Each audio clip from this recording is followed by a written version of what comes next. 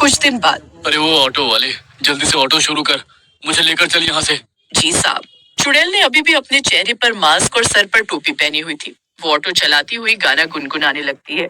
अमावस की रात है, मोर गाए, पपी है गाए, झूमे चंद्रमा। अरे ये कैसा भूतिया गाना गा रहे हो तुम? जब मैं खुद भूत हूँ तो भूतिया गाना ही तो गाऊंगी ना। क्या? सच सच बताओ, कौन हो तुम? चुड़ैल पीछे मुड़कर अपने चेहरे से मास्क हटाती है और ऑटो रिक्शा उड़ते उड़ते हवा में पहुंच जाता है। और वो आदमी गोपाल भी चुड़ैल के साथ ऑटो में कहीं गायब हो जाता है। उसकी पत्नी को उसकी बहुत चिंता होती है।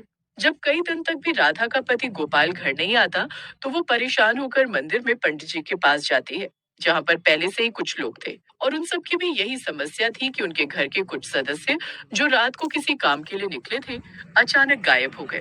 मैंने ध्यान लगाकर देखा है, तुम सब लोग बिल्कुल ठीक कह रहे हो कि ये उस ऑटो रिक्शा वाली चुड़ैल का काम है।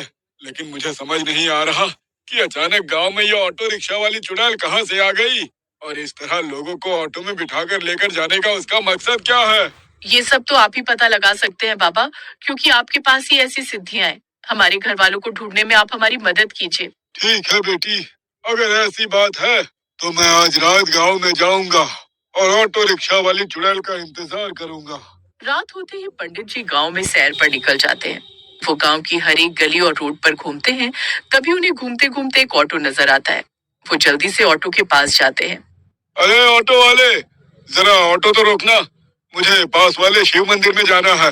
नहीं नहीं नहीं, मैं अभी कहीं नहीं जाऊंगा, बहुत रात हो गई है, इसलिए मैं अपने घर जा रहा हूँ। मंदिर पास में ही है, तो आप पैदल चले जाइए। अरे नहीं, मैं पैदल मंदिर तक नहीं जा सकता, मेरे पैर में बहुत दर्द हो रहा है, तो मुझसे चला नहीं जा रहा।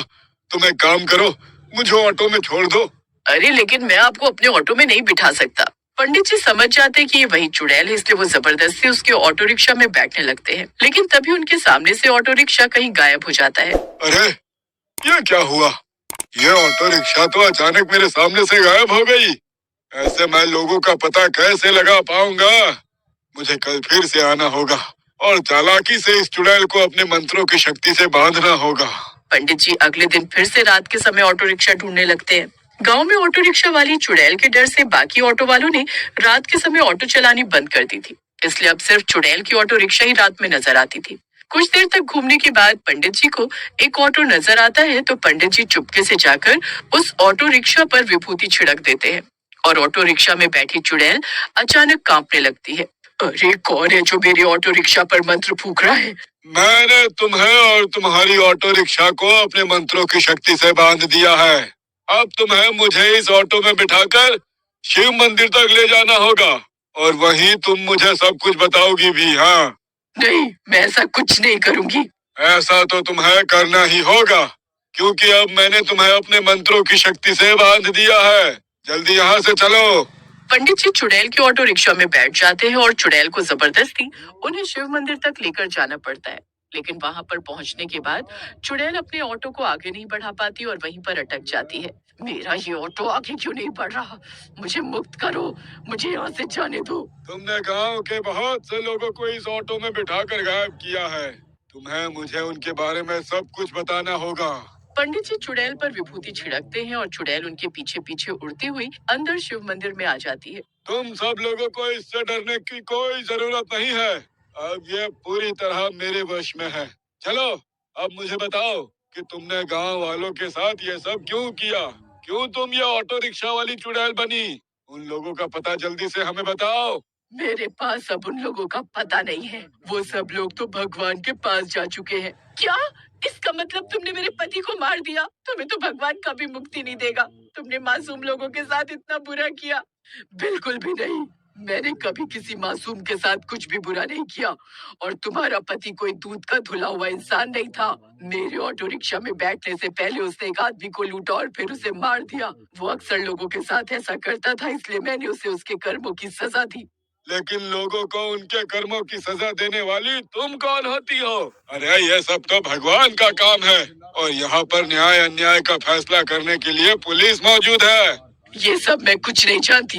मुझे तो बस इतना पता है कि ऐसे लोगों की वजह से मासूम लोगों को अपनी जान गंवानी पड़ती है। मैं अभी कुछ महीनों पहले अपनी बेटी के साथ अपने मायके से आ रही थी। तभी कुछ लुटेरों ने मेरे पास सामान देखकर मेरा सारा सामान लूट लिया और फिर उसके बाद मुझे और मेरी बेटी को मार डाला। तब से मैंने ठान लिया कि मैं ऐसे लोगों को जिंदा नहीं छोड़ूंगी। उसकी बातें सुनकर वहाँ पर बैठे सभी लोग हैरान रह गए और पंडित जी को भी उसके प्रति सहानुभूति हुई। देखो चुड़ैल बेटी, मैं समझता हूँ कि तुम्हारे साथ गलत हुआ, लेकिन तुम न्याय अन्याय का फैसला ईश्वर पर छोड़ दो और हमेशा के लिए मुक्त हो जाओ। मैं तुम्हारी मुक्ति कराना चाहता हूँ। नहीं पंडित जी, मैं मुक्त नहीं होना चाहती। मैं इसी गांव में ऑटो रिक्शा वाली चुड़ैल बनकर मासूम लोगों को ऐसे दरिंदों से बचाना चाहती हूँ। मैं आपसे वादा करती हूँ कि मैं कभी किसी मासूम को परेशान नहीं करूंगी। ऑटो रिक्शा वाली चुड़ैल की सच्चाई जानने के बाद पंडित जी भी उसे छोड़ देते हैं और गांव में जो भी गलत काम करता था उसे ऑटो रिक्शा वाली चुड़ैल अपने आप सजा दे देती